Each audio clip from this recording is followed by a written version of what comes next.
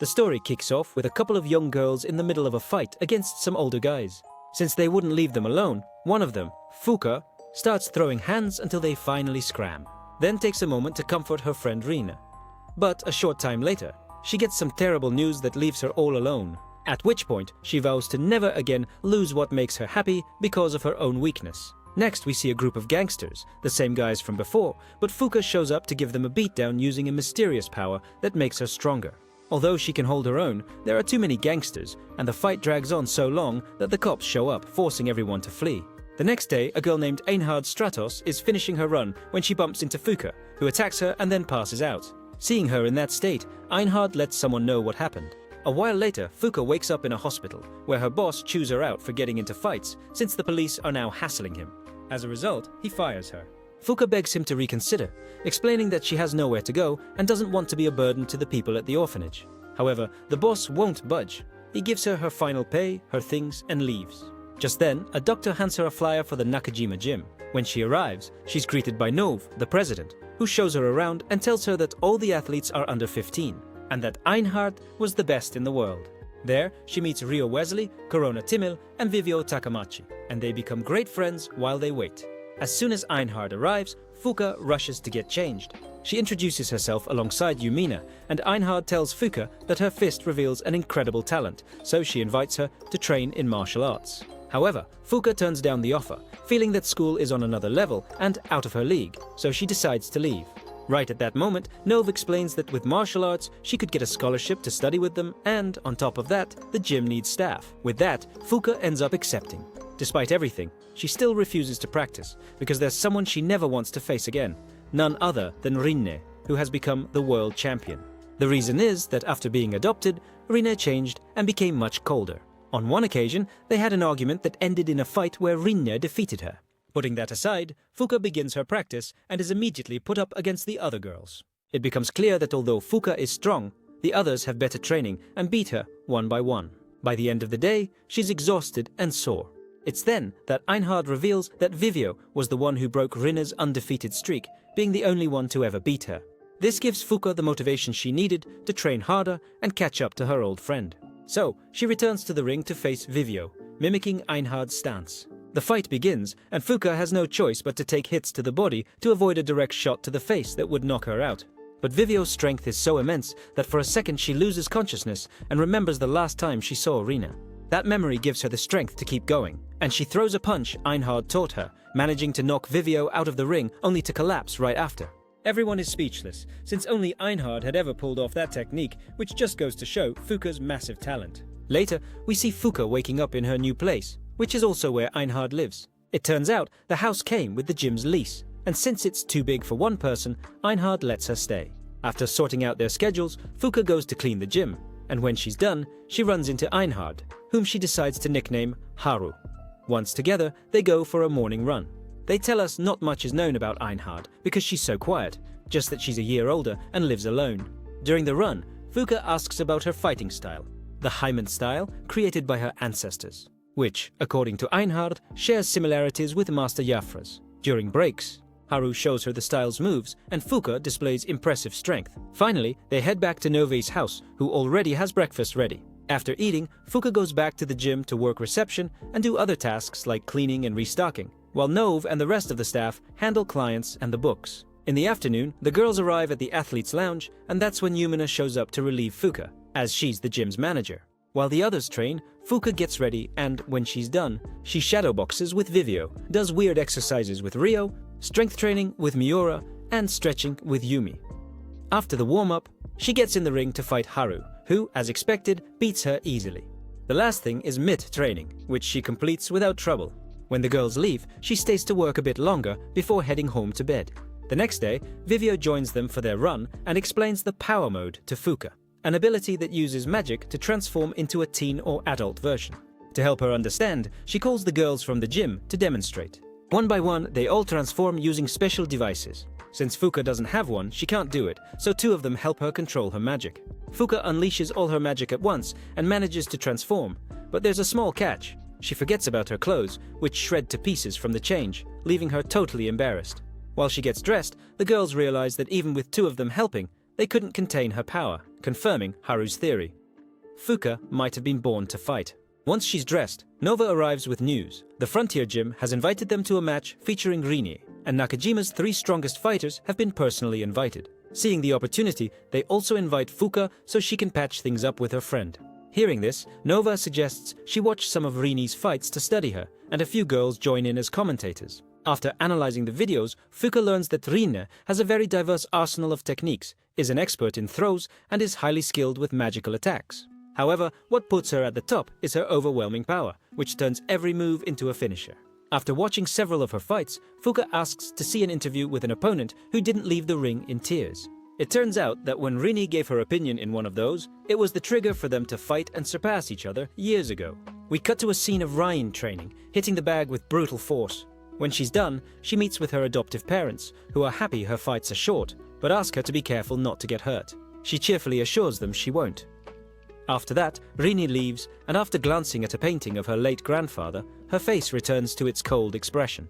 She then meets up with her coach to head to the day's fight. Meanwhile, Fuka and her group arrive at the venue and realize Rina trains at a very prestigious gym, and her teammates are also elite, with several of them in the world's top 10. Upon reaching the VIP room, Nova goes to greet the host, while the girls wonder why Rina practices martial arts if she seems to dislike it so much. At that moment, Rina comes out with her coach to see Novi and greets her with her typical coldness. Meanwhile, the Nakajima girls tell Fuka that Nov and Rina already knew each other. Or rather, that in an interview, their coaches argued about who had the better training philosophy, and to settle it, they made Vivio and Rina fight. But according to Haru, one of them winning or losing doesn't prove who's right. Back with the coaches, they were discussing how strong Rini has become and their desire to reach new goals. However, Rini's coach wants her pupil and Novi to get along in private, and before leaving, asks for permission to interview her girls. The time for the fight arrives, and we meet Carrie, the world's number 8, who will face Rini. Both transform, and the combat begins. Carrie tries to start strong, but Rina acts with complete indifference. They both go to their corners for instructions. However, when they resume fighting, Carrie finds herself in serious trouble. Meanwhile, Nov explains to the girls the philosophy of Jill, Rina's coach. She believes talent is everything, and Rina proves it with her incredible power and skill, easily defeating Carrie, who can only defend herself until she's knocked unconscious in the first round. When she wakes up, Rini approaches and dismisses her cruelly, causing her to be carried away in tears. Later, in the VIP area, reporters arrive, and Rin announces that her last fight will likely be in the winter tournament, and that, before then, she wants to face the 3 strongest, Vivio, Haru, and Miura. They accept the challenge without hesitation, like the badasses they are. The one not amused by this is Nuv, who introduces herself and tells Rina that even though Fuka is new, she will fight her and win, which manages to unnerve Rina for the first time in a long while. On their way out, they run into her, and Vivio and Fuka ask why she fights if she doesn't even seem to enjoy it, and why she likes to humiliate and hurt others. In that instant, we see flashbacks of Rini, who, furious at their words, lunges at Fuka, yelling that they're not the same, that she isn't as strong or cheerful, and that to protect what she loves, she has to be the strongest. Fuka manages to push her away, and while the girls assure her of their support in defeating her, Rina declares she will fight them all and crush them. Days later, Fuka continues her training, impressed by Haru's strength, especially after learning how demanding her routine is. For her part, Rina attends school with her usual cold expression. Although her classmates congratulate her on her victory, it's obvious they're scared of her for sending her opponent to the hospital. At the same time, the girls get together to tell Fuka the reason for Rini's change. Her parents own a clothing company, and about 2 years ago, an accident after her adoption changed her completely. They warn her that the story is harsh before telling it, but Fuka is determined to listen. The story takes us back 4 years, to when Rini was an innocent child who met her grandfather, who would bring hot drinks to her and the other kids at the orphanage. Shortly after, her future parents, Danny and Laurie, arrived and, struck by the resemblance, decided to adopt her. As soon as they took her to her new home, she ran to see her grandfather, who was bedridden due to health issues. He welcomed her, and after trying on her uniform and receiving a lucky charm from Laurie, she went to show it to him. Her parents notice how happy the two of them are together. During their meeting, her grandfather tells her that the jewel she's wearing is a family heirloom passed down for 2 generations. Although Rina is terrified of losing it, he reassures her that it would be okay. Rina starts at her new school and, after introducing herself, leaves everyone floored when they find out she's from the Berlinita family, though not everyone is pleased. Sometime later, the person in charge of physical exams calls her parents to tell them that Rina is at a national level in everything, but she avoids joining any clubs to not draw attention. Still, after the tests, some girls invite her to their club, but their real intention was to bully her. They take her family amulet, which makes Rina furious, and she snatches it back by force. After that little scuffle, the girls find out she's adopted, and, since they can't stand her attitude, they start harassing her daily in various ways, with no one stepping in to help. Meanwhile, at home, she pretends everything is fine, thinking they'll eventually get bored. A while later, one of the girls convinces her to bring the amulet again, promising they won't bother her anymore. Rina believes them and heads home, more relaxed. There, her grandfather tells her he'll soon be able to go for walks to help her calm down. But in truth, he hasn't improved much. The next day, she goes to school with her amulet and quickly realizes the girls have taken it. When she goes to get it back, they corner and start tormenting her. Right at that moment, her mother calls. Rina knows it's about her grandfather, so she desperately tries to break free, but the girls get more aggressive and end up breaking the amulet. Later, we see Rina at home, crying her heart out over the death of her grandfather, realizing that her weakness kept her from even saying goodbye. Because of this, when she returns to school, she approaches the girls who bullied her, grabs one by the arm until it breaks, and slowly takes them all down, becoming the cold Rina we know. The news spread like wildfire through the press and news channels. Finding herself in deep trouble, a lot happened to Rina. Her parents settled the issue in court and let her go on the condition that she transfer schools. However, Rina refuses to go home, convinced she doesn't belong in a rich family. So, she runs away and lives on the streets, planning to find a phone to call her parents one last time before disappearing. But on her way, she runs into some thugs who take her to abuse her, as revenge for her ratting out the other girls, all while Ryan can only think about seeing Fuka one more time. Suddenly, Jill appears, having followed them since the kidnapping, and easily defeats the guys. In the middle of it all, the leader threatens her with a knife, blaming Jill for hurting his sister. But this only enrages Rini more.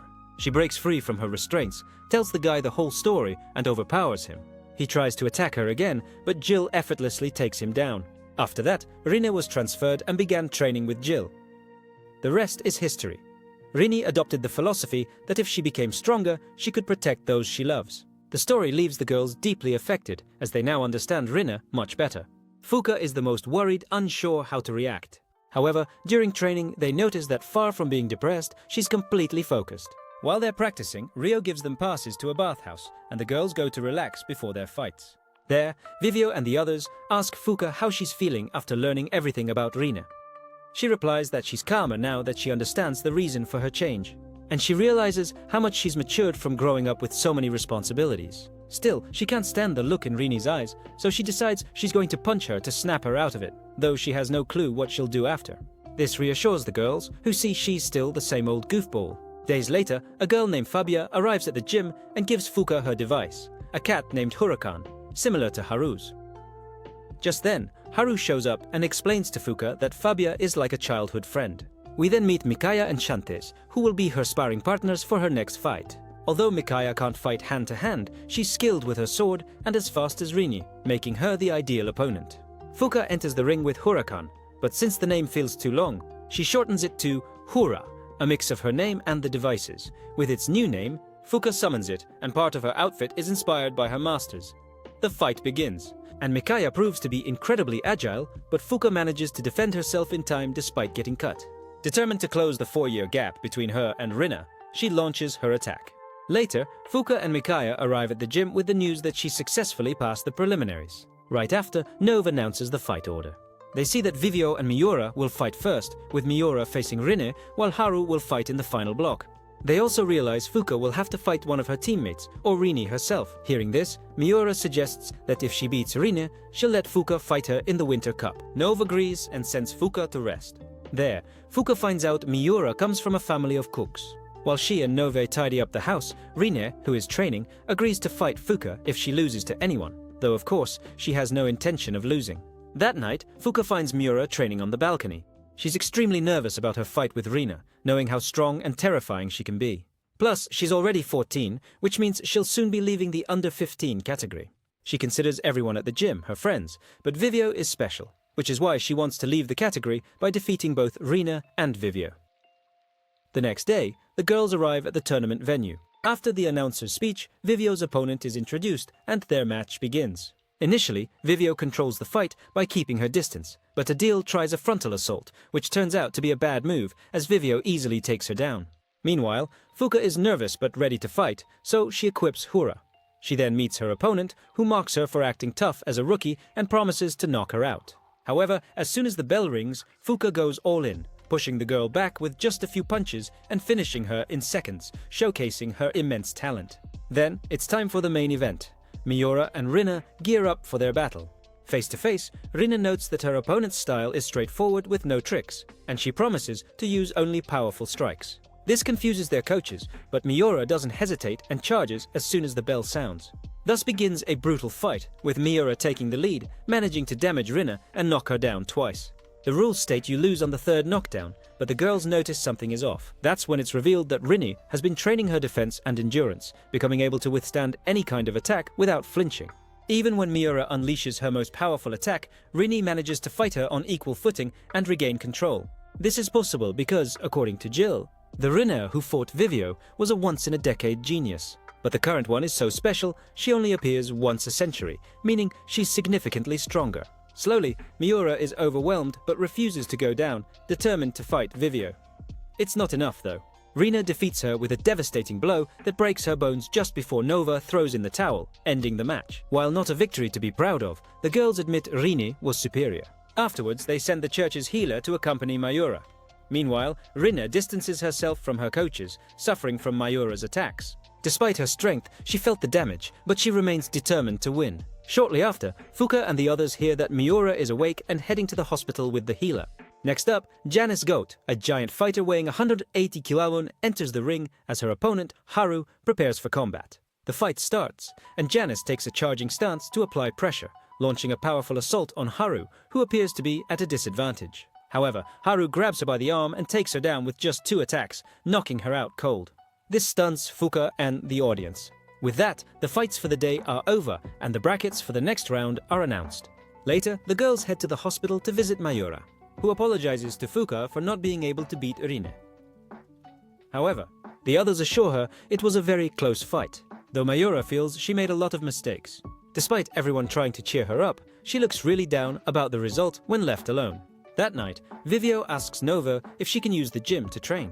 Meanwhile, the other girls take Fuka to watch videos of Haru's opponents. When they get there, they tell Fuka that the gym was started thanks to Vivio, and that both Novi and Jill had to retire from fighting due to injuries. At the same time, Vivio is training with Nove, reminiscing about the old days and how the other members gradually joined because of her. Still, Vivio knows they have a long road ahead. Her goal is to become the new champion, so she has no intention of giving up. On top of that, she has many questions for Rini, so she's not just fighting for the win, but also for the chance to talk to her. The next day, Miura attends the event with her friend's help, since doctors have forbidden her from walking. Meanwhile, a group of girls debates who will win, concluding that Haru and Fuka are sure bets. As for Vivio and Rin, it's a tougher call, so they end up betting just for the thrill of it. The fight is about to start. After they gear up, the announcer highlights that this match is a kind of rematch for both, and with that, the fight begins. Vivio unleashes a barrage of punches that Rins can't dodge, while Rina's own powerful attacks are easily avoided. It's then that Shantae reveals to the girls that Vivio has a fragile physique and can't throw a powerful punch. But through sheer practice, she polished her technique to create a style that made her one of the best. However, Rine also possesses an iron will and immense power, which she uses to grab Vivio and land a clean hit with her full strength. At that moment, Rina remembers the suffering she endured to become strong, and has a dream where she sees her grandfather, but he doesn't look at her. Just as she's about to defeat Vivio, Vivio breaks free from the ropes, gets up, and tells her she doesn't like fighting, but will win so Fuka can face her, and maybe they can become friends afterward.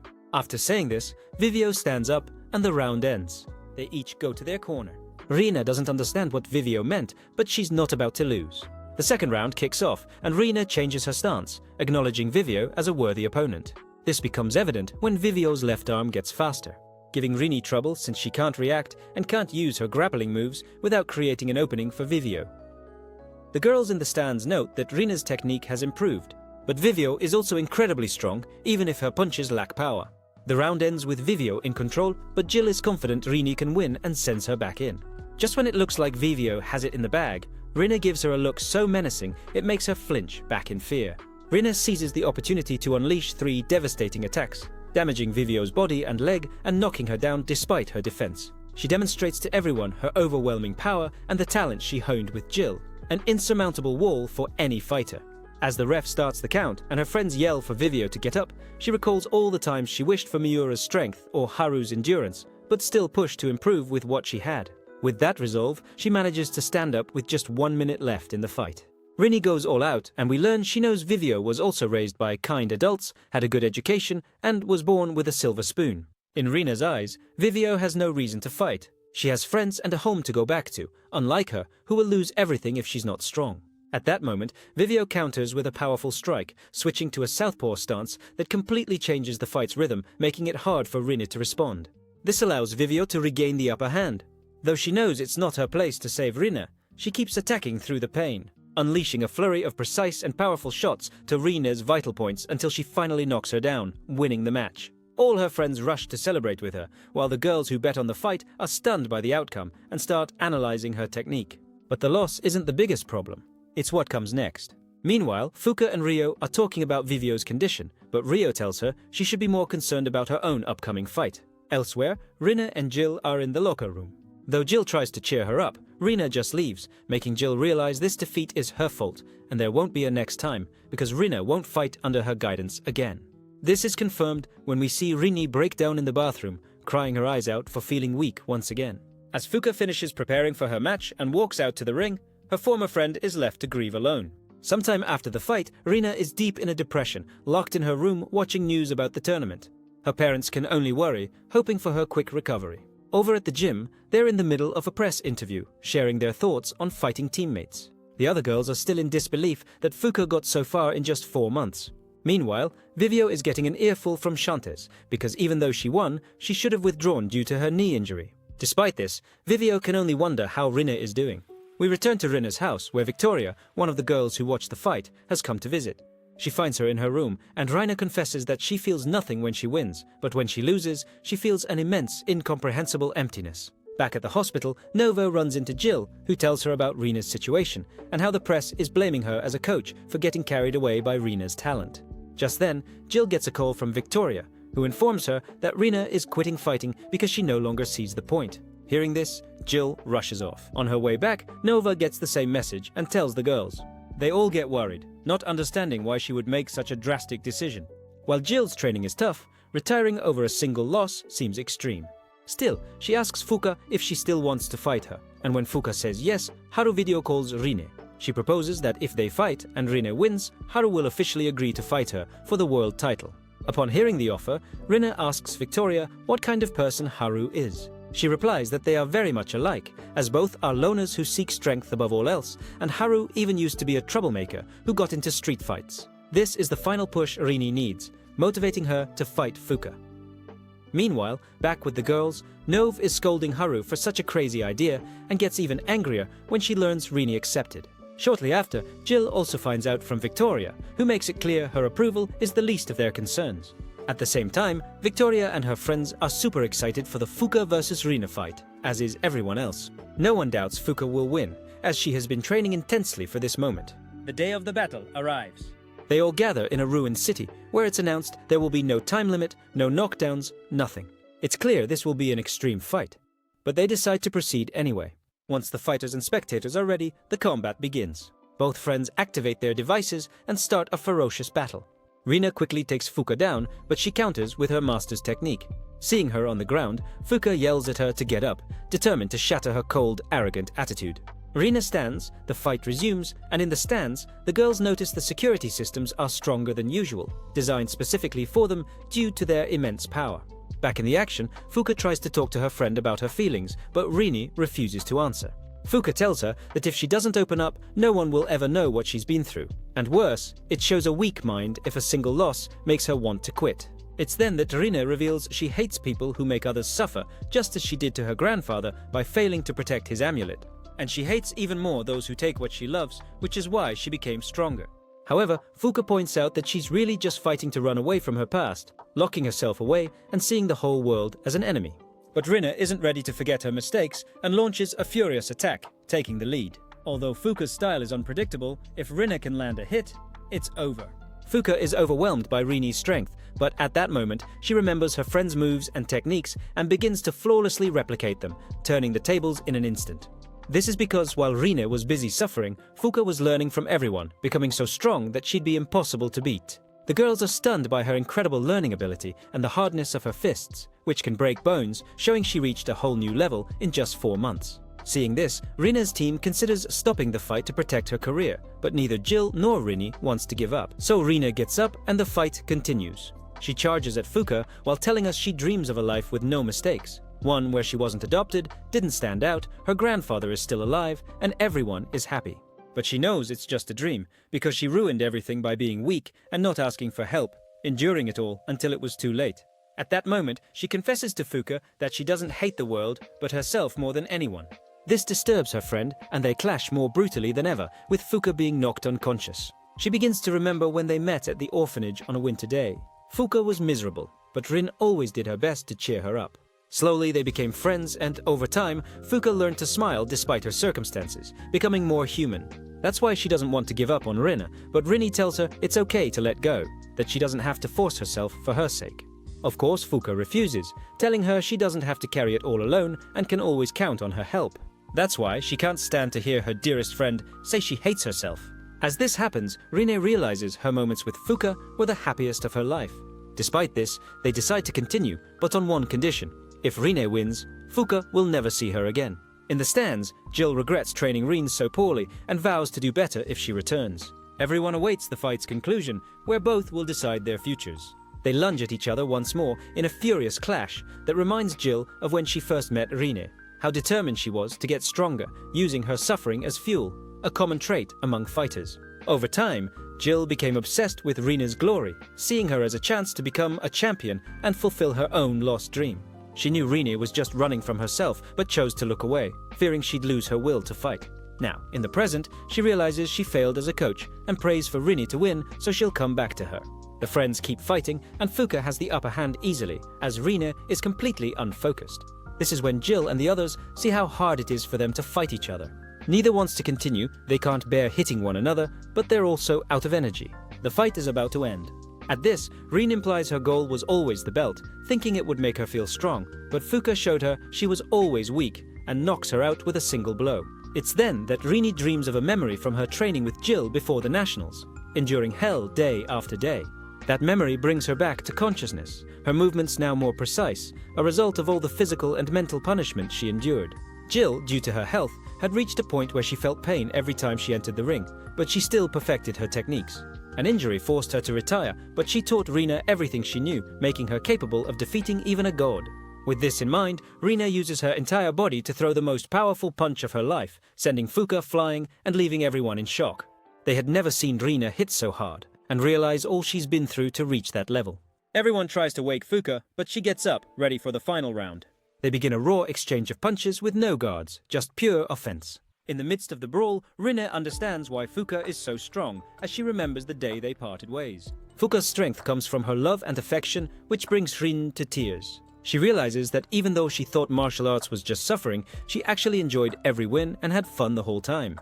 It's there she understands she can't change the past, but she can change the future, and she finally sees her grandfather smiling at her, happy to see his beloved granddaughter has returned. Fuka notices it too, seeing her old eyes are back. They both unleash one final powerful blow, and it's Rini who falls unconscious, giving Fuka the victory. Shortly after, Fuka collapses beside her. Sometime later, we see the friends resting, having fallen into a deep sleep after the fight. Just imagine the exhaustion.